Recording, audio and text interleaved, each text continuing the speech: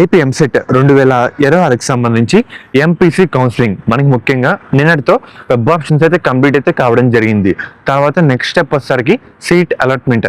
మనకి seat allotment ఎప్పుడు release చేస్తారు, ఏ డేట్లో రిలీజ్ చేస్తారు, ఏ టైంలో రిలీజ్ చేస్తారు అండ్ చెప్పిన డేట్ అండ్ చెప్పిన టైంలో వస్తుందా రాదా. సేమ్ ఈసెట్ వాళ్ళు కూడా ఇలానే చెప్పారు. ఈసెట్ వాళ్ళకి చాలాసార్లు పోస్ట్ పోన్ అయితే కావడం జరిగింది. సో మరి ఎంసెట్ వాళ్ళ పరిస్థితి ఏంటి, ఈ విషయంలో క్లియర్గా చెప్తాను. కంగారు పడకుండా మీకు ఒక హోప్ పెట్టుకోకుండా ఉంటారని చెప్పడం అయితే జరుగుతుంది. మెయిన్గా ఫస్ట్ పాయింట్, మనకి ఆగస్టు 9వ తేదీన సాయంత్రం 6 PM తర్వాత సీట్ అలాట్మెంట్ అయితే రిలీజ్ చేస్తామని వెబ్సైట్లో కూడా చెప్పారు. దానికి సంబంధించి మీకు ఫోటో కూడా డిస్ప్లే అయితే చేస్తాను.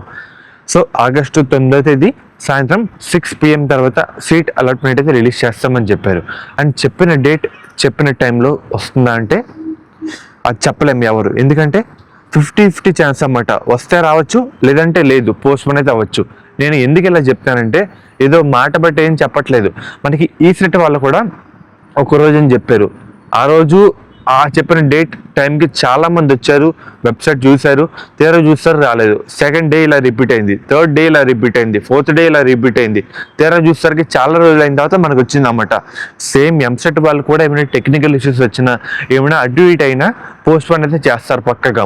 ముందే చెప్తున్నాను, ఎందుకంటే చాలా మంది హోప్ పెట్టుకుంటారు, సో చూస్తారు, డిసప్పాయింట్ అవ్వకుండా ఉంటారని చెప్తాను. జరిగే ప్రాసెస్ రియాలిటీ ఏంటో ఇది. సో మెయిన్గా ఈ సెట్ వాళ్ళు కూడా చూస్తే అయితే ఉన్నాం కదా, అలానే అయింది.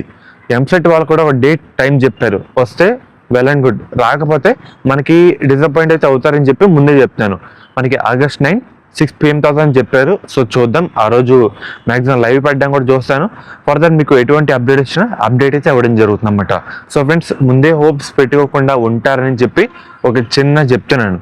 మనకి 50-50 ఛాన్సెస్ చెప్పిన డేట్ అండ్ టైంలో. ఎక్స్పెక్ట్ అయితే బాగా అయితే చేయకండి, వస్తే పర్లేదు. సో రాకపోతే మళ్ళీ డిసప్పాయింట్ అయ్యి మీరైతే డల్ అయితే అవ్వకండి, సరేనా? నేనైతే చెప్తాను ఏం సర్టిఫికేట్స్ కావాలని అయితే చెప్తాను అన్నమాట.